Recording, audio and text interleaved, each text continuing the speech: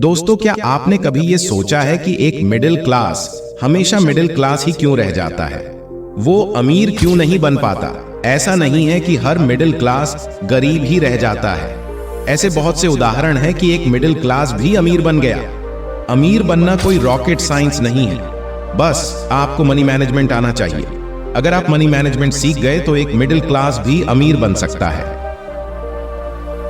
आज हम इसी टॉपिक पर बात करेंगे कि क्यों एक मिडिल क्लास अमीर नहीं बन पाता। आज हम बात करेंगे मिडिल क्लास ट्रैप के बारे में। तो चलिए शुरू करते हैं।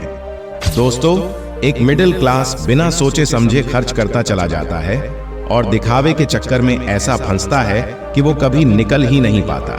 इसलिए वो कभी अमीर नहीं बन पाता।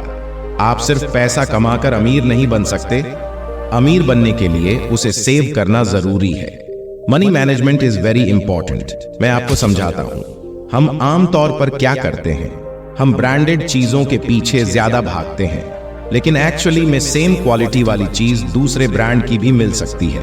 हम दिखावा करने के चक्कर में ऐसा फंस जाते हैं कि अपनी सारी बचत इसमें खर्च कर देते हैं। दोस्तों, अगर आप महीने के 2 से 3 लाख रुपए नहीं कमाते हो तो एक्सपेंसिव ब्रांड्स के पीछे मत भागे।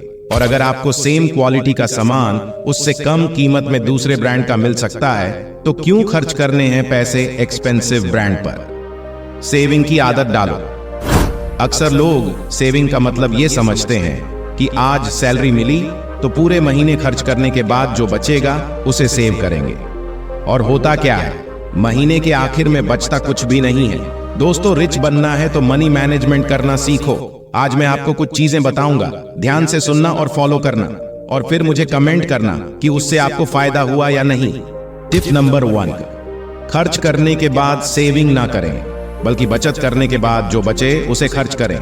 मान लीजिए आप नौकरी करते हैं और आपको आज ही सैलरी मिलती है, तो सबसे पहले आप उसमें से कुछ पैसे निकाल कर अलग कर दें और उसके बाद जो पैसा बचता है उसे दिल खोल कर खर्च करें। टिप नंबर 2, ब्रांडेड चीज के पीछे ना भागे। वही चीज आपको दूसरे ब्रांड में कम कीमत पर मिल सकती है। जैसे कि मान लीजिए आपकी सैलरी 40,000 है और आपने 1 लाख रुपए का आईफोन खरीदने का सोचा। उसी फीचर का फोन आपको दूसरे ब्रांड का भी मिल सकता है। जैसे कि मैं OnePlus 12 इस्तेमाल करता हूं, जो कि एप्पल फोन की आधी कीमत का होगा, और OnePlus 12 फोन की क्वालिटी शानदार है। मैंने क्या किया आपको बताता हूं। मैंने भी पहले आईफोन लेने की सोची। कीमत थी 1 लाख रुपए। मैं ले सकता था, लेकिन मैंने थोड़ा सर्च करना शुरू किया कि क्या इसी तरह की सबसे अच्छी क्वालिटी वाला कोई और फोन मुझे मिल सकता है। तो मुझे OnePlus 12 फोन दिखा, जिसकी कीमत 65,000 थी और फोन की क्वालिटी शानदार थी। तो मैंने डिसाइड किया कि मैं OnePlus 12 ही लूंगा। आप खुद ही कैलकुलेट करते हैं, अगर मैं आपको फोन लेता तो मुझे 1 लाख रुपए खर्च करने पड़ते, लेकिन मैंने सिर्फ थोड़ा रिसर्च किया तो मुझे बेस्ट क्वालिटी का फोन भी मिला और मैंने अपना 35,000 रुपए भी सेव कर लिया। अभी तो और सुनिए, जब मैंने खरीदारी की तो अपने क्रेडिट कार्ड का उपयोग किया और साथ ही मेरे क्रेडिट कार्ड के कुछ रिवॉर्ड पॉइंट भी थे जो कुल 6,000 रुपए के थे। तो मैंने बाय करते समय उसका उपयोग कर लिया। मेरे 6,000 रुपए और बच गए। साथ ही साथ क्रेडिट कार्ड पर अतिरिक्त उपयोग करने पर 5,000 रुपए की और छूट मिल गई। तो अब वो मोबाइल मुझे 54,000 रुपए का पड़ा। अगर मैं एप्पल फोन लेता तो मेरे 1 लाख रुपए लगते, और मैंने थोड़ा रिसर्च किया तो मुझे 65,000 का मोबाइल 54,000 में मिल गया। तो अब आप ही हिसाब लगाइए कि मैंने कुल कितना बचाया। मैंने कुल 46,000 रुपए बचाए। तो अब आप खुद ही सोचिए, आप पैसे किस चीज के दे रहे हैं, और सामान के या ब्रांड के? आप पैसे ब्रांड के दे रहे हैं। कोई जरूरी नहीं आपको ब्रांडेड जैकेट पहनने की, ब्रांडेड जूते पहनने की, ब्रांडेड वॉचेस पहनने की।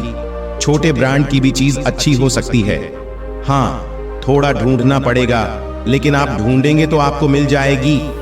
मैं ये नहीं कह रहा हूं कि आप हर चीज पर यही नियम अपनाएं, लेकिन जब आप बड़ी बड़ी चीजें खरीद रहे हो तो थोड़ा रिसर्च जरूर करें।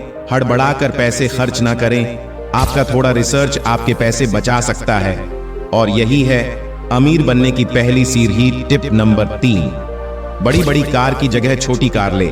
आप कितनी भी लग्जरी कार ले लें, शोरूम से बाहर ईंटें ही उसकी कीमत 2 से 2.5 लाख रुपए घट जाती है। तो क्यों बड़ी कार पर खर्च करना है पैसे? टिप नंबर 4, किसी भी सामान को खरीदने से पहले सौदेबाजी जरूर करें। मान लीजिए आप किसी दुकान पर जाते हैं और आपको एक जैकेट पसंद आ जाती है। आप उसका दाम पूछते हैं। दुकानदार आपको उसकी कीमत 4,000 रुपए बताता है। लेकिन आप बोलते हैं कि नहीं, मैं तो सिर्फ 2,500 दे सकता हूं। बार्गेनिंग करते करते मान लीजिए 3,000 की कीमत पर दोनों लोग सहमत हो जाते हैं और आप जैकेट खरीद लेते हैं। तो जैकेट कितनी की पड़ी? 3,000 की, और दुकानदार ने कीमत क्या बताई थी? 4,000 रुपए।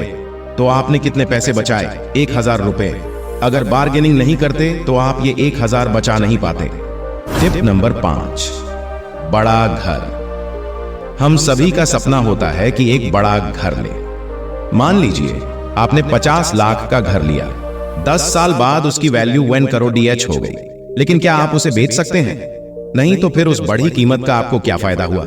लेकिन अगर आपने यही घर 20 लाख का लिया होता तो आपके 30 लाख बचे होते और आप उसका इस्तेमाल बिजनेस में कर सकते थे, जिससे आपको मुनाफा होता। अगर आपने यहां तक मेरा वीडियो देखा है तो टिप्स को फॉलो जरूर करें, आपको फर्क दिखेगा। और यही छोटी छोटी सेविंग एक दिन इतनी बड़ी हो जाएगी जो आपको अमीर बना देगी। अंत में मैं फिर से यही बोलूंगा कि अमीर बनना कोई रॉकेट साइंस नहीं।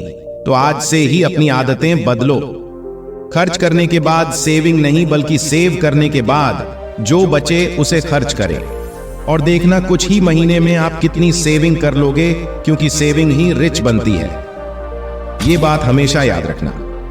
और जाते जाते एक महत्वपूर्ण बात जो हम सभी से जुड़ी है वो ये है कि आज के समय में मोबाइल और लैपटॉप हर पीढ़ी के लोग उपयोग करने लगे हैं, जिससे हमारी नजर कम उम्र में ही कमजोर होने लगी है। होता क्या है, जब आप लैपटॉप या कंप्यूटर स्क्रीन का उपयोग करते हैं तो उसकी डिजिटल किरणों से आपकी आंखों पर तनाव या सिर दर्द होता है और आपकी आई साइट पर भी इफेक्ट आता है। और यह खूबसूरत प्रकृति का आनंद उठाने के लिए आपकी आंखों की रोशनी ठीक होना बहुत जरूरी है। तो आप जब भी कंप्यूटर का उपयोग करें तो एक अच्छा चश्मा का उपयोग करें जो कि डिजिटल किरणों को काफी हद तक रोक दे। मैं आपको सुझाव देता हूं कि आप लेंसकार्ट ब्लू ग्लासेस का उपयोग करें। ये 90% डिजिटल किरणों को रोक देता है और यहां भी आप अपना पैसा सेव कर सकते हैं। ये आपको 500 से 600 की रेंज बड़ी आसानी से मिल जाएगी। लिंक नीचे डिस्क्रिप्शन में है। आज ही खरीदारी करें और अपनी आंखों को सेव करें।